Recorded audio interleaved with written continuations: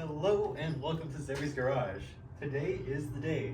We are finally installing forged pistons and rods. Let's do it.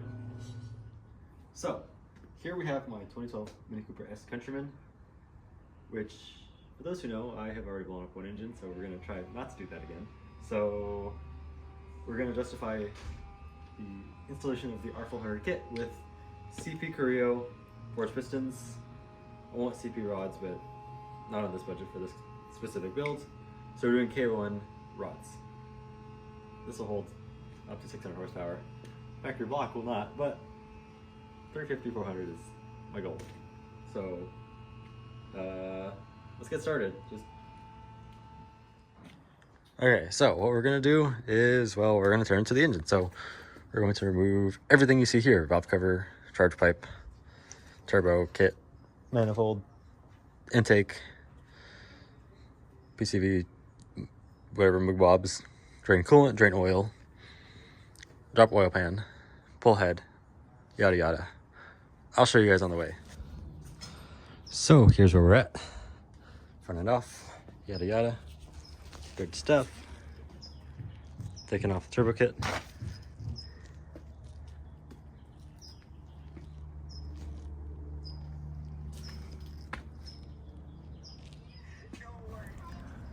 All right, well, you can see here, the head is in pretty good shape.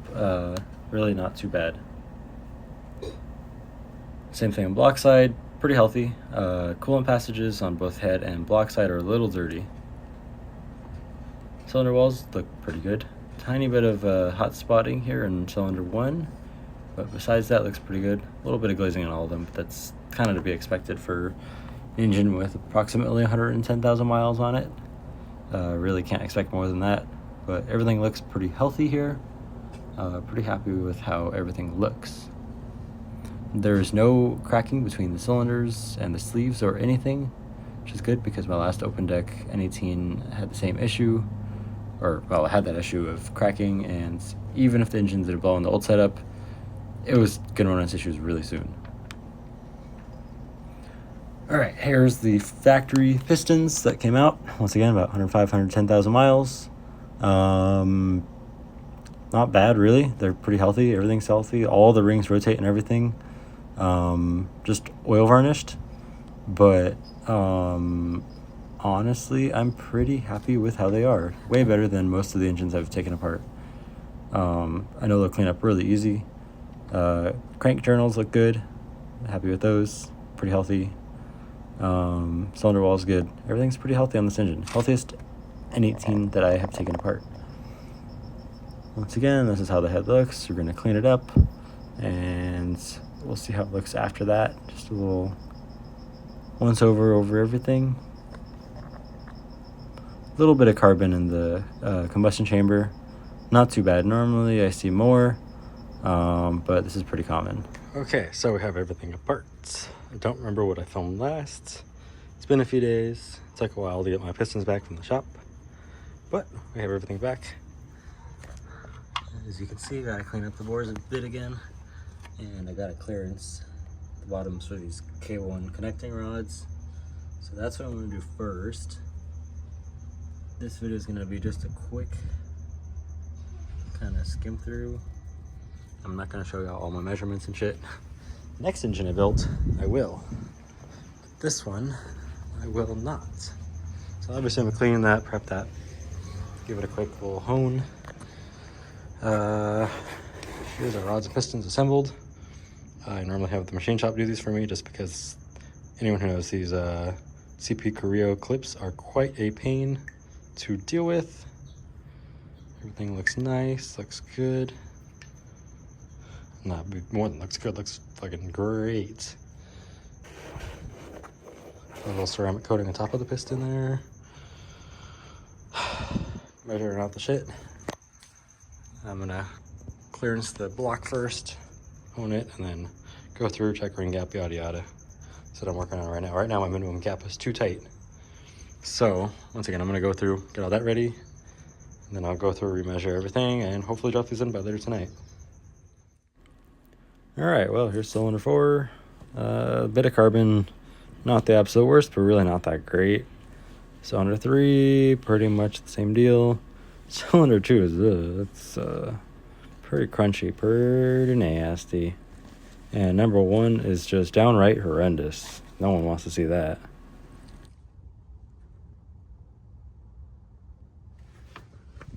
Secondary ring passes the spec test, no gapping needed. One final look at these K1 rods and CP Carrillo pistons before I throw them into the engine. This time we have the rings on there. I did have to gap the upper ring, the uppermost top ring for the compression rings. The secondary and the oiling rings, I did not have to gap. I didn't have to do anything. Everything was happy and within spec.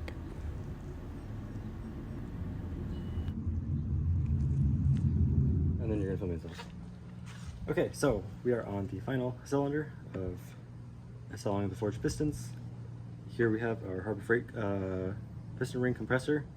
You expand it with this. You can release the tension here, make it nice and tight. And a helpful tip I have is basically, you can see there's a flap here and a flap here. If they are uneven at all, the piston rings will get caught going into the cylinders. So I always just tap it straight. Same thing here, just make sure it's, so I'm gonna tap it, over tap it so you can see. You can kind of see here, not the best example, but you can see how it's kind of starting to stick out up here, right here. But if you tap it flat, when I go to install it, it should drop right in. If you look at the bottom, it should be flat. So what I do is I use either a rubber mallet or the backside of a hammer, as long as it is soft rubber. Don't want to use metal, you will hurt the piston. So basically what you do is you lubricate the cylinder walls. You make sure everything else is good and ready to go. You're so sticky. Pause. So basically you want to make sure that you have the pistons facing the right way too. So with the CP Carrillo pistons, we'll call this the egg here, aka the bowl. And like the factory pistons, I tend to draw a little arrow indicating where the snout of the crank is. So I just do that just to mimic factory pistons, it's just easier. So we have that. Mark your rods and the other half of the rod, so you understand which direction the rod needs to go on, so you don't put it in backwards, because that can create a lot of issues. On the bottom of the rod, I mark intake and exhaust. Intake being firewall side, the little E will be towards the front of the car, and I mark the same here. So what we're gonna do, once again, make sure you have all this lubricated and clean, super duper clean it. You must be able to use a paper towel without picking up any residue of any contaminants. We're gonna give her a couple taps, just like that. It got past the top and the squish zone of the cylinder. Boom, bada bing, bada boom, she's in. So now we're gonna go tighten the rod, or install the rod cap on the bottom. Make sure the bearings are lubricated, which I already did on this side. Do the other side, torque to spec the things, and bada bing, bada boom. The shit gonna go vroom. There you go.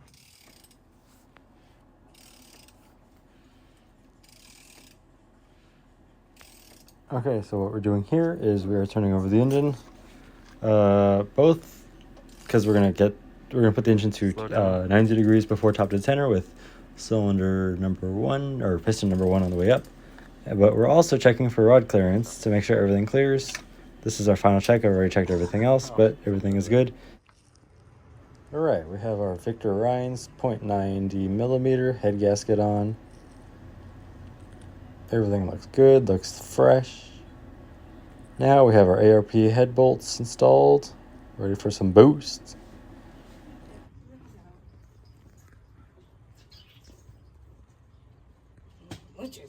Oh, sorry.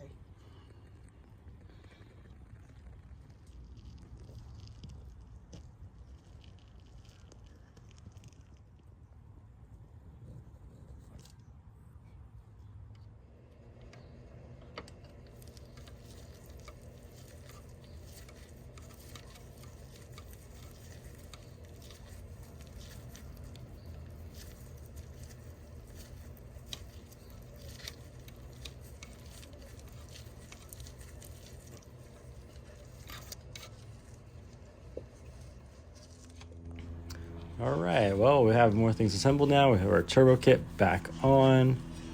Slowly but surely getting there. Pretty happy with how it's coming along.